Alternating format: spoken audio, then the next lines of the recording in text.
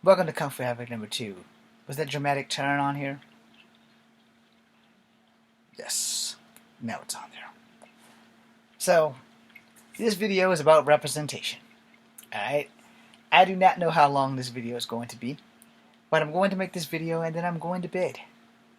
And probably going to get up early enough to catch Westworld because it is almost 1 a.m. on the 4th day of May now. So, representation is important.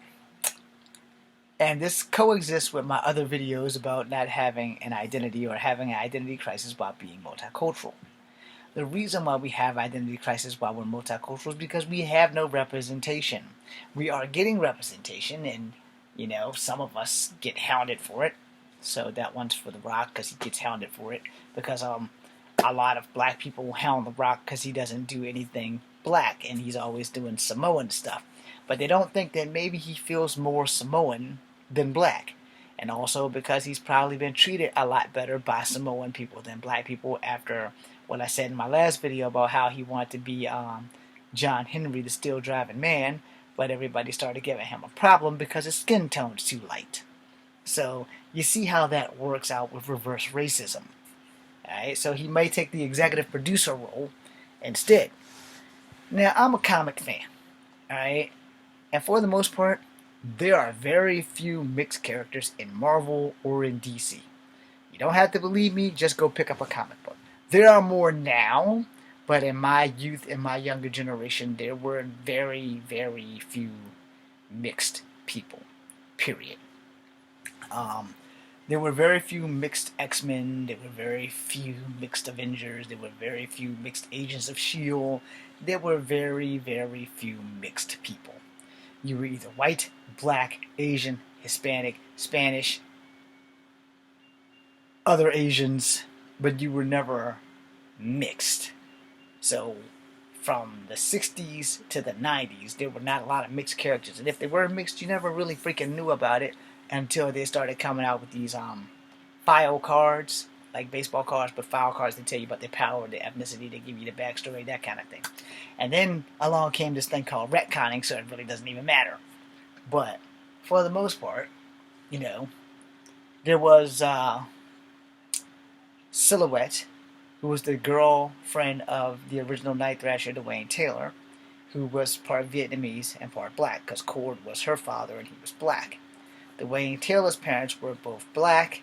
His mom was black, his dad was black, and they were both very well-off black people in the Taylor Foundation. Rage was all black. He was a 13-year-old kid who started off as the Avengers and got kicked off. Turbo was Japanese.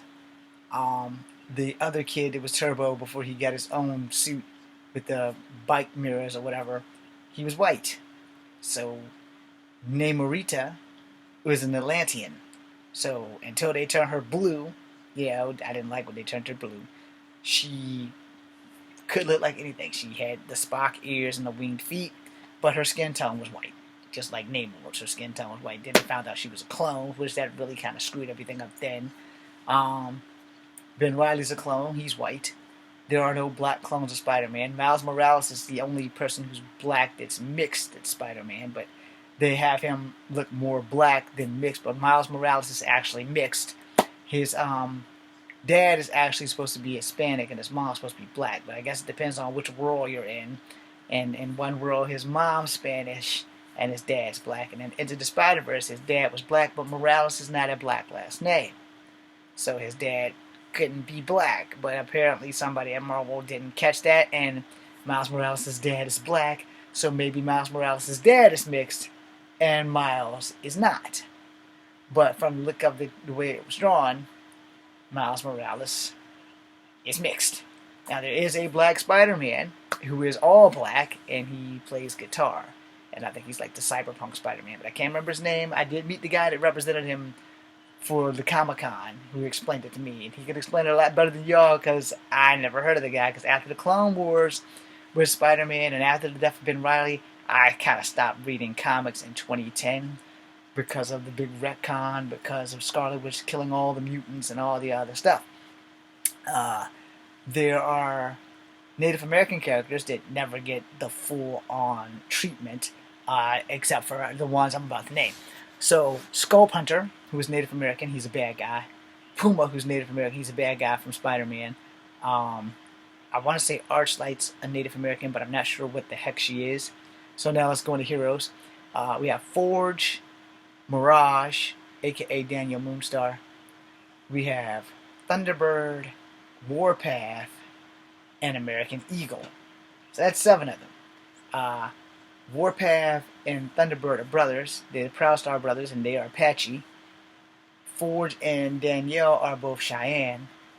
I forgot what Jason Strongbow American Eagle actually is, but there are certain tribes that use and certain tribes that not. Representation is very important. Since most people have no idea what I actually am, so let me drop that on you guys for like the 9 people, other than my 98 followers that are watching. I am Cherokee Indian. I'm also black, and I'm also white. There are no heroes to date. There may be now, because I haven't picked up a Marvel book in 10 years. There are, or should I say, there were no heroes that was mixed in my day. Alright, when I used to read Marvel, when I spent every dime I made washing dishes on comic books in my car, and martial art lessons. There was no heroes that was mixed. The closest I could get to mixed was Sunspot, because he was from Brazil. He was Brazilian, but he looked black. So, and then when he turned into a black nova dot of the sun, henceforth Sunspot, he would be black. Then, let's see.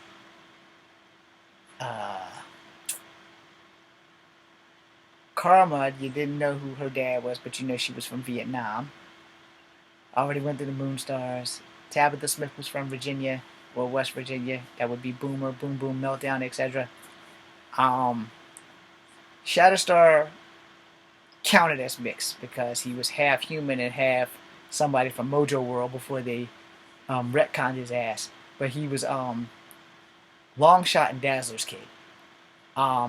Adam X, or Extreme, was half human and half alien because he's the son of the Ken and Scott Summers' mom. Vulcan is also mixed because he is the son of Corsair and an alien woman. So they were mixed, but they weren't mixed with black. They were white characters that was mixed. There were no real black characters that was mixed outside of Kord's daughter and Kord's son, and I forgot what his name is, but Kord's daughter is Silhouette. So you see where I'm going. This is the genre in which I read. Most of the Avengers were either black or white or Asian if you were lucky. James Rhodes was black. Rage was black. Hercules was a god. So, you know, this is in Captain Marvel, Veronica Rambeau was all black. They were not mixed.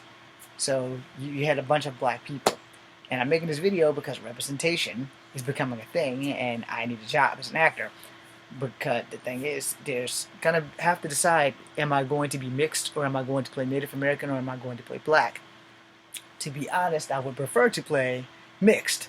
But if they only say, all right, look, we're gonna give you this job, but you're going to be Native American, I will represent that half of my people proudly. No. But the thing is, excuse me, it's not the full-on ramifications of, you know, I'm actually wanting to play a guy that's mixed. And there are no mixed heroes. So when I set out on my adventure to start my acting career, I wrote thousands of scripts of me being mixed. After learning that Native Americans were Asian, I decided, okay, well then I'll play half Chinese and half black. And all of my characters will either be half black and Chinese, or half black and Native American, or half black and some other Asian stuff, whatever culture I knew. So my martial art culture goes as far as this. I know Taekwondo, I know Kung Fu, and I know Karate.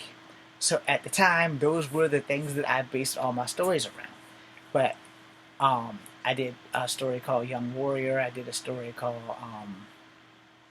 Yin Yang, something. It was like a Power Rangers type stuff. I have everything in that shed somewhere, or on some disc up there somewhere. I had to get my friend to put all of my stories on a flash drive. I have to talk to him about that.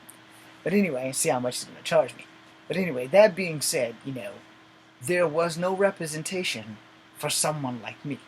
There was no comic character to date. It may be now, but back from the 70s, the 60s, all the way to the 90s, there was no character who was half black, half white, and half Native American, which is me. So I had to decide, when you're a kid and you're picking characters, I like Colossus because he was Russian.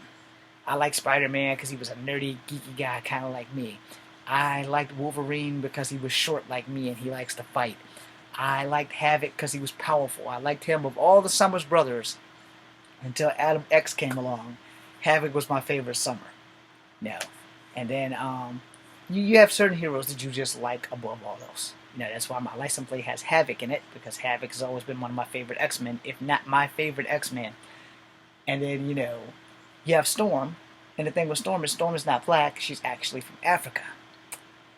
And then you have Bishop, who's actually black. So you see how that is. Representation is a thing, and always will be a thing. So this is coming from Havoc number 2. Think about this. BC and you.